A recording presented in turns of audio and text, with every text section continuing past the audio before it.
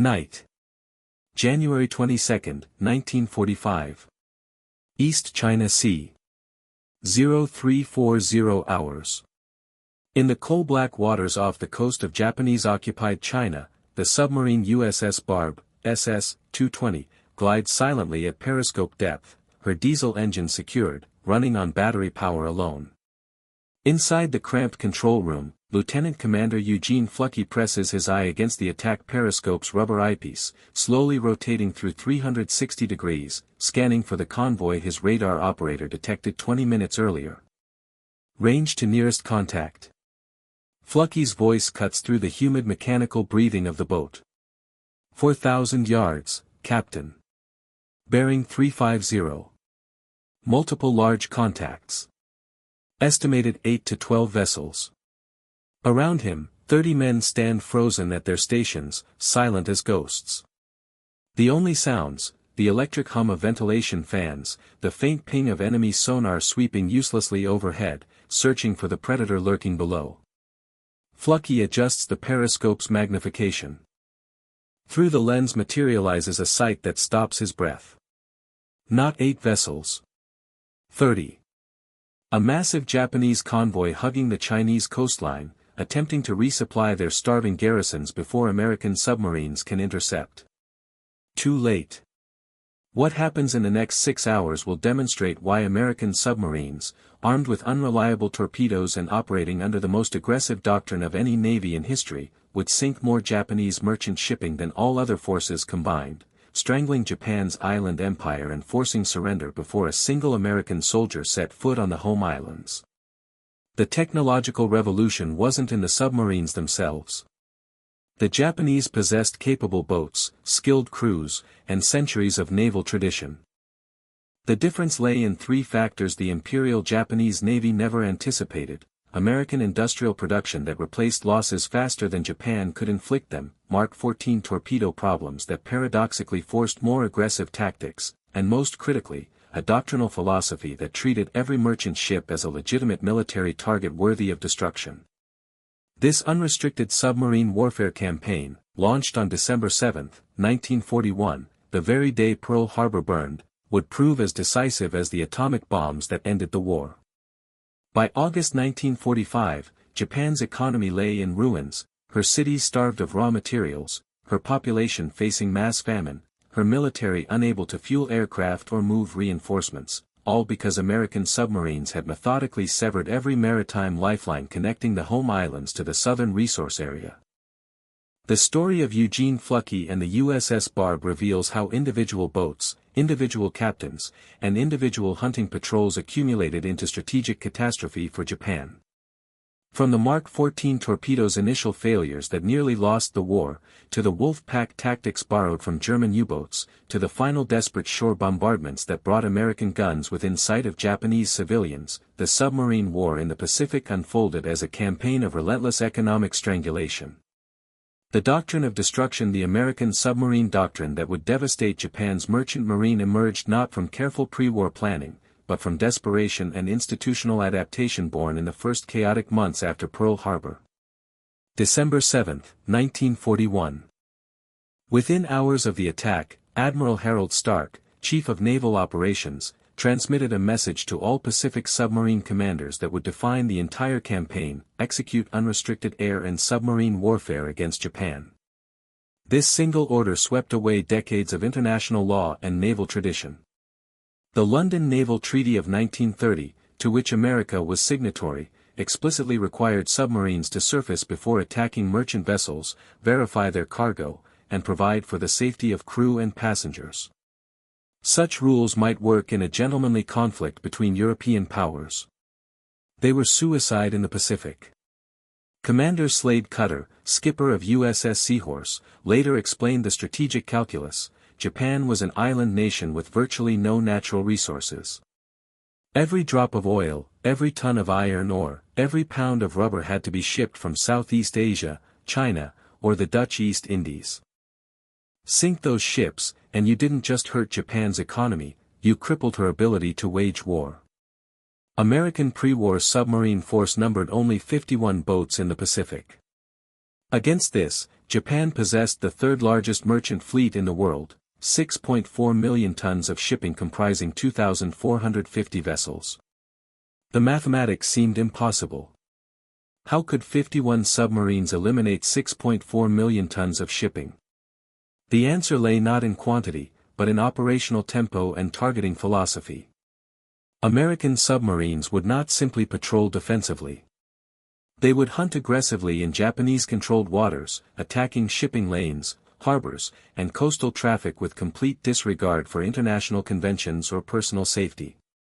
Admiral Charles Lockwood, who assumed command of Submarine Force Pacific in February 1943, crystallized the doctrine: our mission is not to sink warships, that's a bonus. Our mission is to destroy Japan's ability to sustain her empire. Every tanker carrying oil from Borneo, every freighter bringing rubber from Sumatra, every troop transport moving soldiers to New Guinea, those are our targets. Sink enough of those, and Japan collapses from within. This represented revolutionary thinking.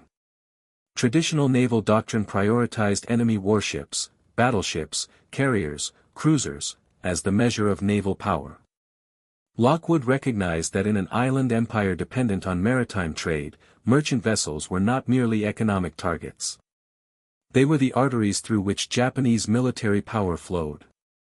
The strategic geography supported this approach. Japan's southern resource area, the Dutch East Indies, Malaya, Borneo, the Philippines, lay 2,000 to 3,000 miles from the home islands. Every resource had to travel through narrow choke points: Luzon Strait between Taiwan and the Philippines, Balabac Strait west of Palawan, the Formosa Strait. Japanese shipping had no alternative routes. Submarines positioned in these waters could intercept virtually everything flowing north to Japan. Lieutenant Commander Richard O'Kane, who would become America's most successful submarine captain, described the tactical reality: the Japanese sailed their convoys on predictable schedules, along fixed routes, often without destroyer escorts because they didn't have enough destroyers to go around. It was like shooting ducks in a bathtub. Our biggest limitation wasn't finding targets, it was having enough torpedoes to sink everything we encountered. But American submarines faced a critical technological failure that nearly derailed the entire campaign: the Mark 14 torpedo was fundamentally broken. The torpedo scandal. The Mark 14 torpedo, standard weapon of the U.S. submarine force from 1931 to 1943, represented one of the most catastrophic procurement failures in American military history. Its problems nearly cost America the Pacific War. On paper, the Mark 14 was formidable: 20.5 feet long, weighing 3,280 pounds, carrying a 643-pound Torpex warhead, and capable of 46 knots over 4,500 yards. The torpedo featured the Mark 6 magnetic influence exploder, designed to detonate beneath a ship's keel, breaking its back with hydrostatic shock rather than relying on contact detonation. In practice, nothing worked. The first problem: depth control. Mark 14 torpedoes ran 10 feet deeper than set, passing harmlessly beneath shallow draft vessels or striking heavily armored belt armor instead of vulnerable hulls. Captains would fire perfect torpedo spreads, watch them track directly into targets, then see no explosions. Japanese ships sailed away untouched while American submariners cursed and wondered if they'd lost their minds. The second problem: the magnetic exploder. Even when torpedoes reached correct depth and struck targets, the Mark 6 exploder failed to detonate. Or it detonated prematurely, exploding hundreds of yards before reaching targets. Or it detonated after passing beneath targets without inflicting damage. The magnetic exploder, never properly tested in realistic conditions, proved worthless in the Earth's magnetic field variations across the Pacific. The third problem: contact exploder failure. When submarine captains deactivated the magnetic exploder in frustration, relying on backup contact detonators, those also failed. Torpedoes struck ship hulls at perpendicular angles, and the contact firing pin crushed backward without triggering detonation. Perfectly aimed shots resulted in metallic, clang sounds as dud torpedoes bounced off target hulls. Commander Dudley Mush Morton of USS Wahoo fired 13 torpedoes at a Japanese convoy in January 1943. 11 hit targets. 4 exploded. Morton surfaced and machine-gunned a damaged freighter for 20 minutes before it finally sank. His patrol report dripped with rage. If the Bureau of Ordnance can't provide weapons that explode when they hit the enemy, perhaps they should issue us baseball bats instead. The torpedo scandal stemmed from institutional arrogance and peacetime budget constraints. The Bureau of Ordnance had conducted virtually no live-fire testing, considering each torpedo too expensive to expend on tests. Pre-war tests consisted of firing torpedoes with practice warheads, different weight distribution, or conducting theoretical calculations without empirical validation. When submarine captains reported failures, Bureau of Ordnance blamed crew incompetence, poor maintenance, or equipment mishandling. Not until June 1943, 18 months into the war, did Admiral Lockwood conduct unauthorized tests in Hawaii, firing torpedoes at underwater cliffs to prove depth control failure. Subsequent tests at Pearl Harbor firing torpedoes against netted cliffs demonstrated contact exploder problems. The Bureau of Ordnance resisted fixes until Admiral Lockwood threatened to publicly court-martial them for negligence. Only then did corrections flow to the fleet. Modified depth controls arrived in mid-1943. Magnetic exploders were deactivated fleet-wide by June 1943. Redesigned contact exploders finally reached boats in September 1943. The scandal cost America potentially 18 months of effective submarine warfare, time during which Japanese shipping could have been devastated but instead sailed relatively unmolested. Lieutenant Commander Fluckey calculated that Barb alone lost 50 confirmed sinks due to torpedo failures during his first 2 patrols in 1944. Yet paradoxically, the torpedo crisis forced American submarines to develop more aggressive tactics. Unable to rely on single torpedo hits, captains closed to point-blank range, fired multiple torpedoes at single targets, and developed surface gun attacks against smaller vessels to conserve torpedoes. By the time reliable torpedoes arrived in late 1943, American submarine captains had perfected an aggressive fighting spirit that would define the rest of the war. The Barb's war USS Barb, SS-220, was a Gatto-class submarine, 311 feet long, 2,400 tons displacement, powered by 4 diesel engines generating 5,400 horsepower on the surface and battery-powered electric motors underwater. She carried 24 Mark 14 torpedoes, 1 5-inch deck gun, and 80 men packed into a steel tube designed for extended patrols lasting 60 to 75 days.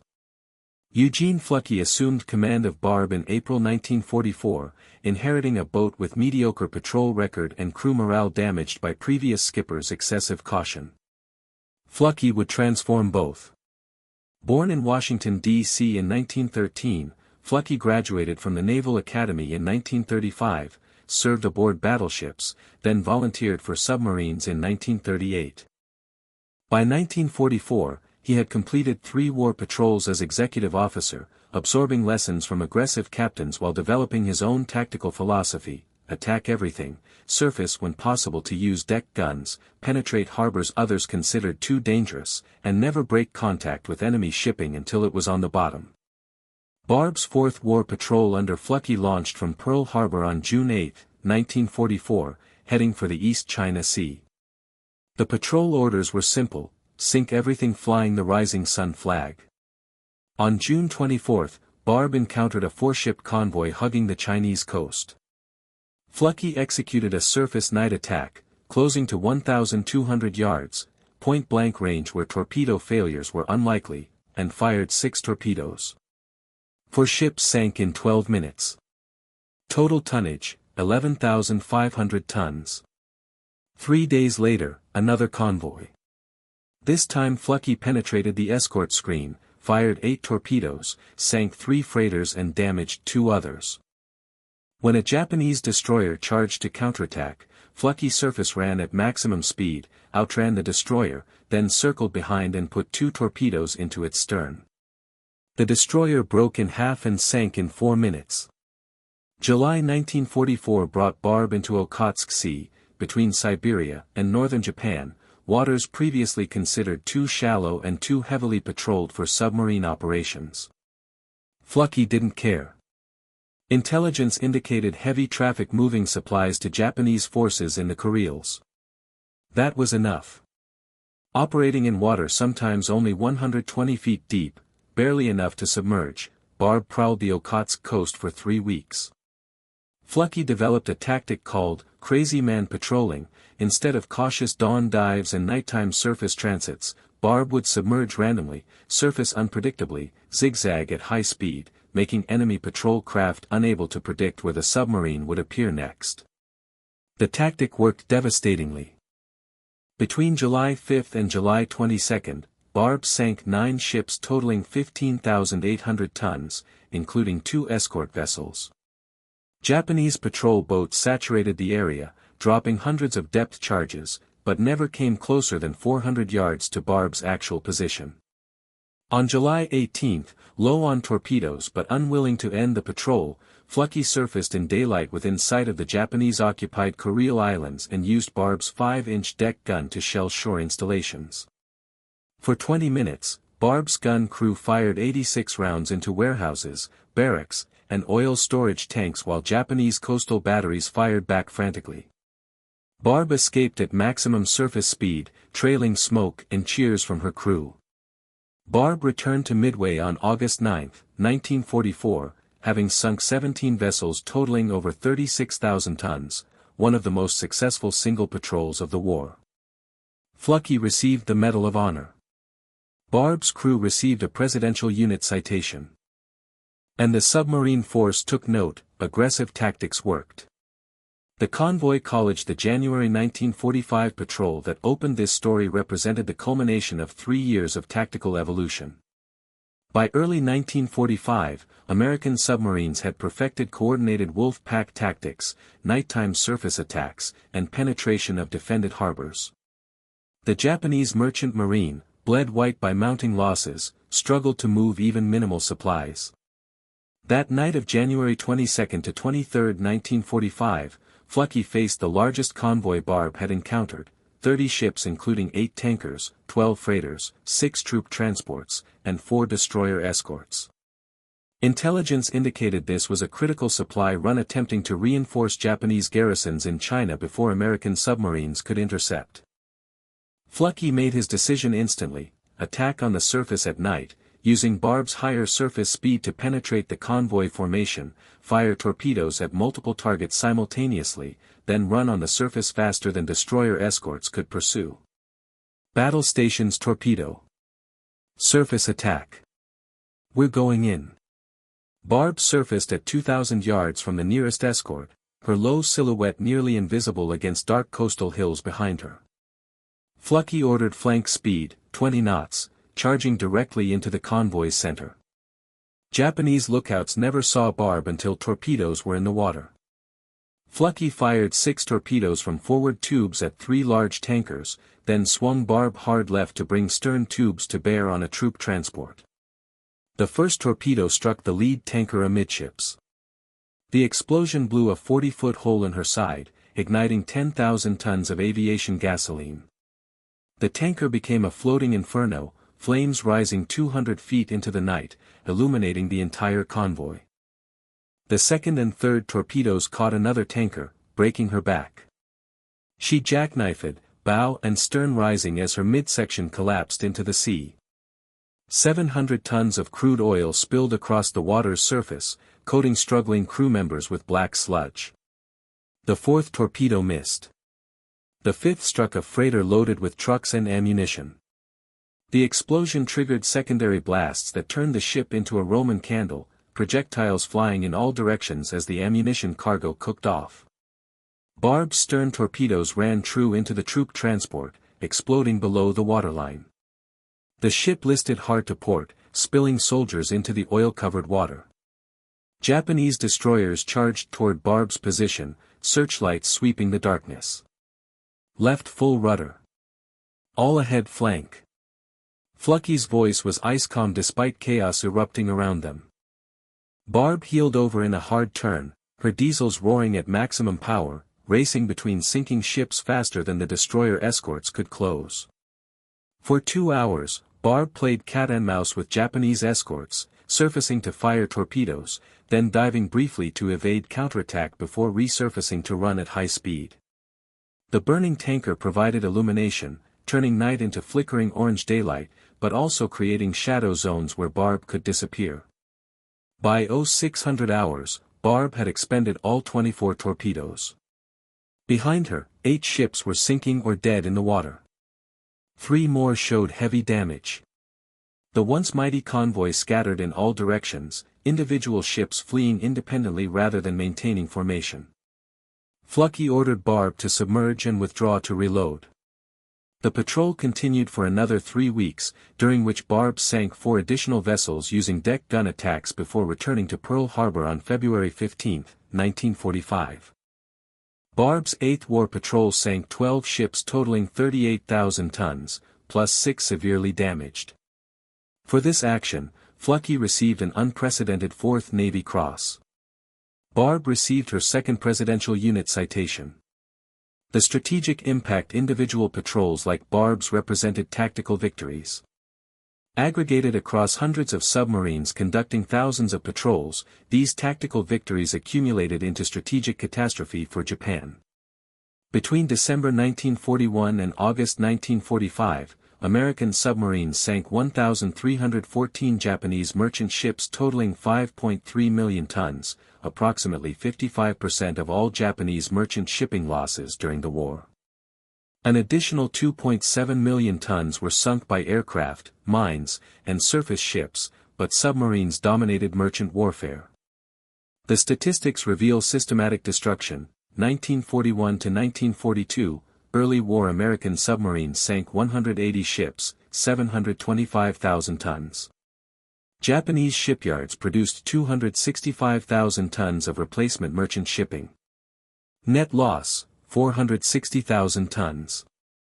1943, torpedo crisis resolved American submarines sank 335 ships, 1.5 million tons.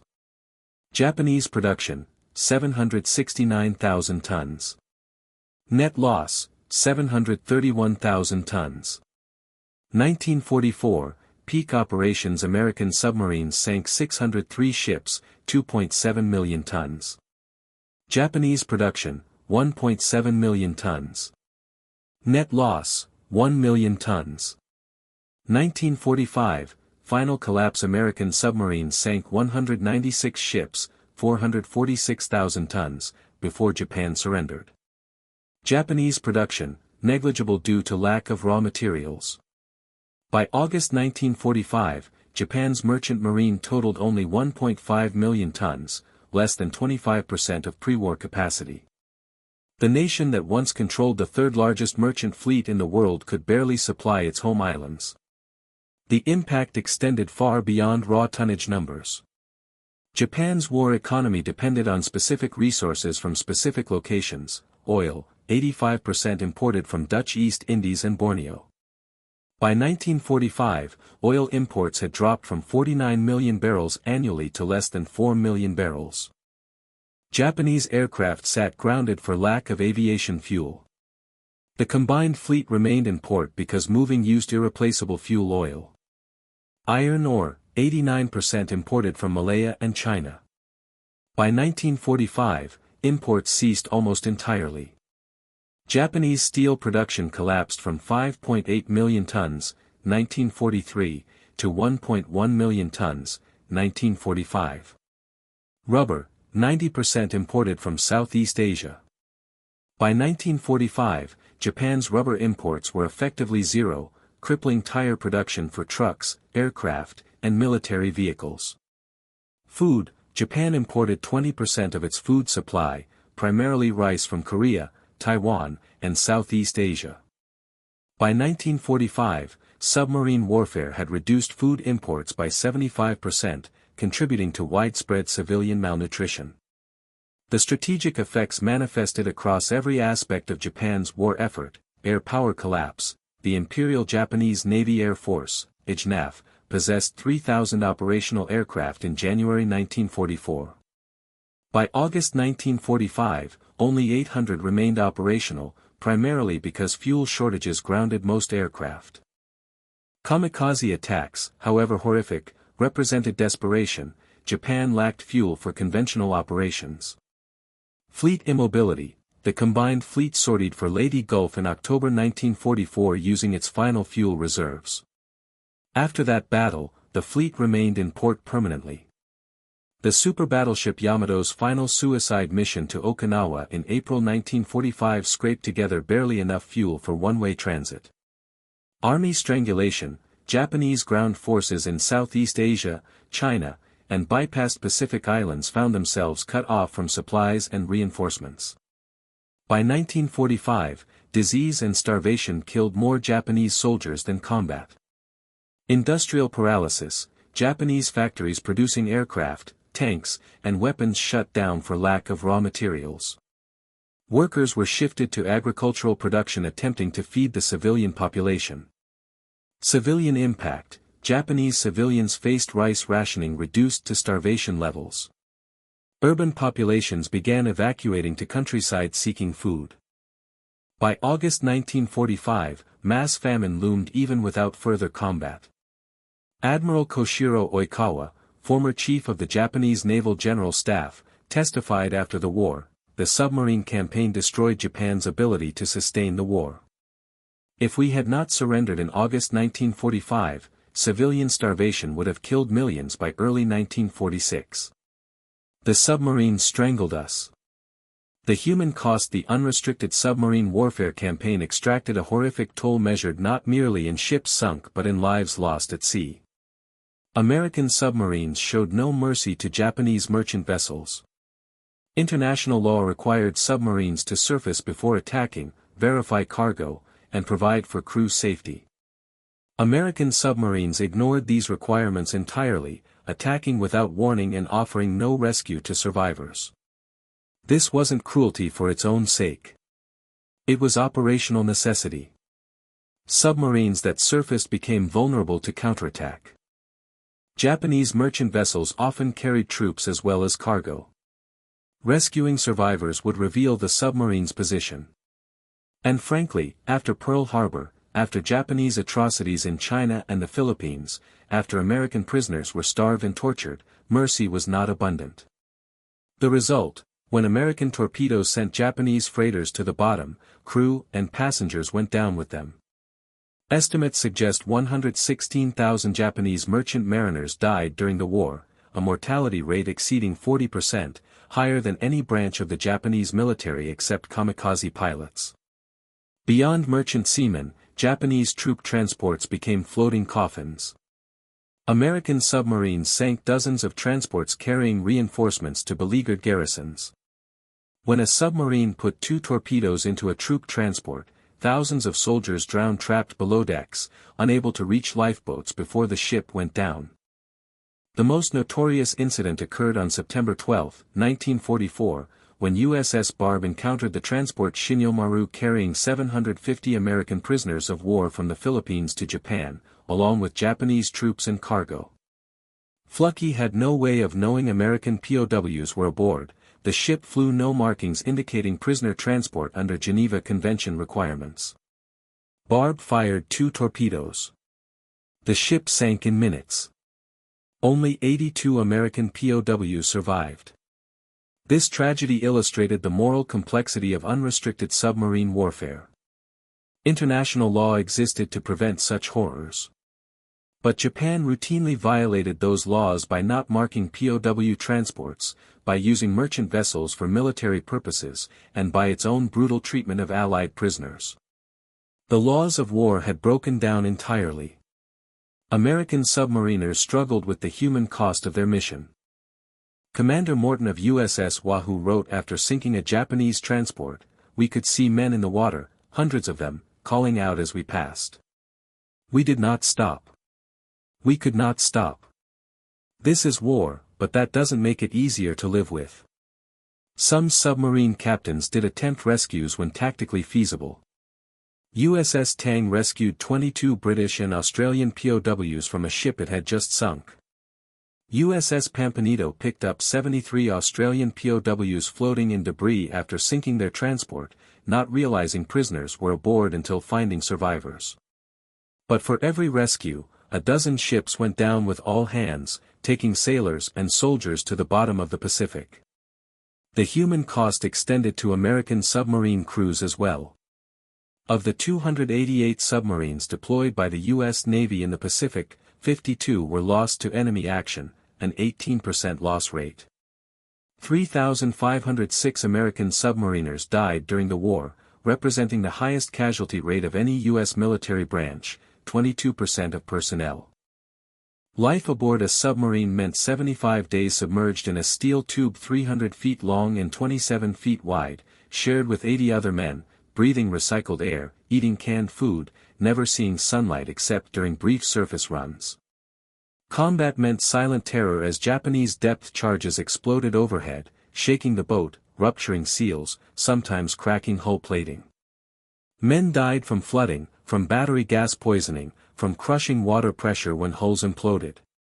The final campaign by early 1945, Japanese merchant shipping had collapsed to the point that submarines began hunting individual coastal vessels, junks, and sampans. The great convoy battles were over. What remained was mopping up. USS Barb's 12th and final war patrol, launched in June 1945, demonstrated how completely American submarines dominated the Western Pacific by war's end.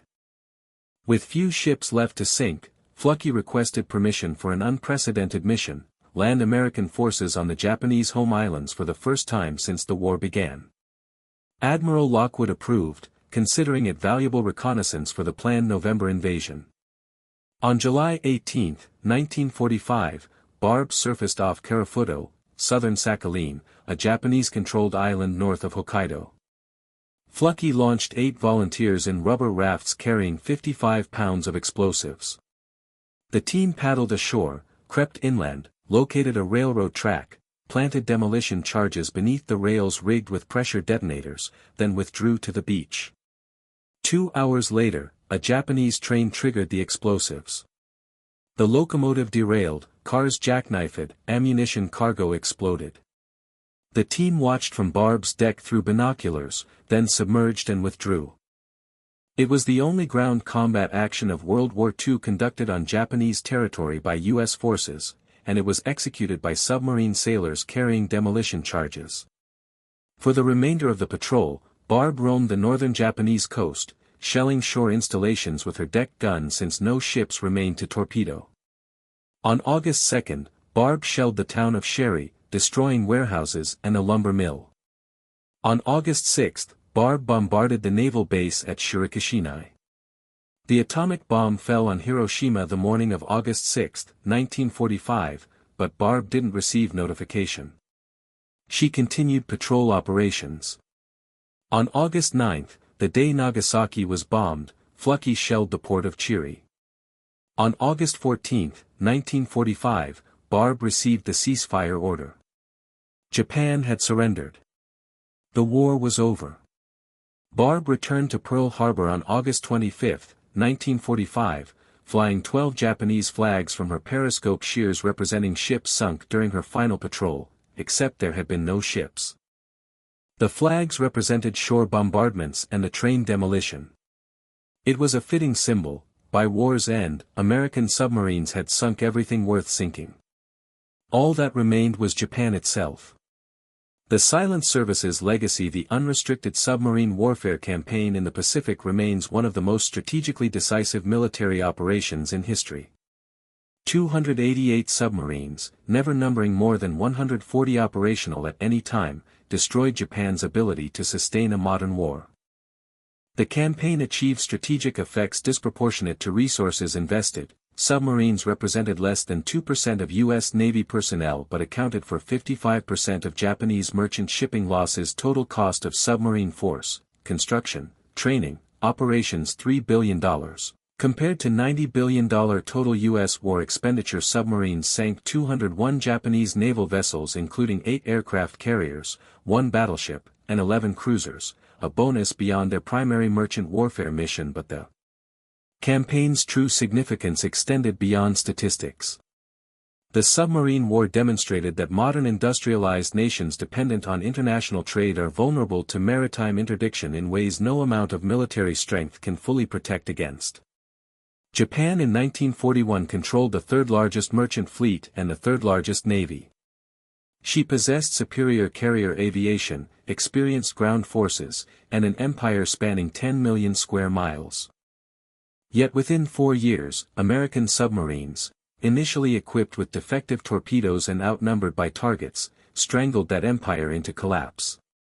Eugene Fluckey, who survived the war and retired as a rear admiral in 1972, reflected in his memoir, "We didn't win the war with submarines alone. The carriers, the Marines, the Army Air Forces, they all contributed. But if you removed submarines from the equation, Japan could have sustained the war indefinitely. Remove any other single component, and Japan still would have collapsed eventually. That's the difference." USS Barb never fired another shot after August 1945. She was decommissioned in 1954 and scrapped in 1972. Fluckey's Medal of Honor hangs today in the U.S. Naval Academy Museum, alongside 17 Japanese ship models representing his confirmed kills. The Silent Service, as American submariners called themselves, had spoken with actions louder than words. They had proven that a small number of highly trained, aggressively deployed, technologically superior forces could achieve strategic effects far exceeding their numbers. And they had demonstrated that in modern warfare, economic strangulation can be as decisive as battlefield victory, that wars can be won not just by destroying the enemy's military, but by severing the industrial arteries that sustain that military. Japan surrendered on August 15, 1945, not merely because of atomic bombs or Soviet invasion, but because 3 years of submarine warfare had reduced her economy to shambles, her military to impotence, and her population to the brink of starvation. The unrestricted submarine warfare campaign had accomplished what no other American military operation could. It had forced Japan to surrender by making continued resistance physically impossible. In the final accounting, 3,506 American submariners died to sink 5.3 million tons of Japanese shipping and strangle an empire. Measured against the projected million American casualties for invading Japan, it was a bargain history should never forget.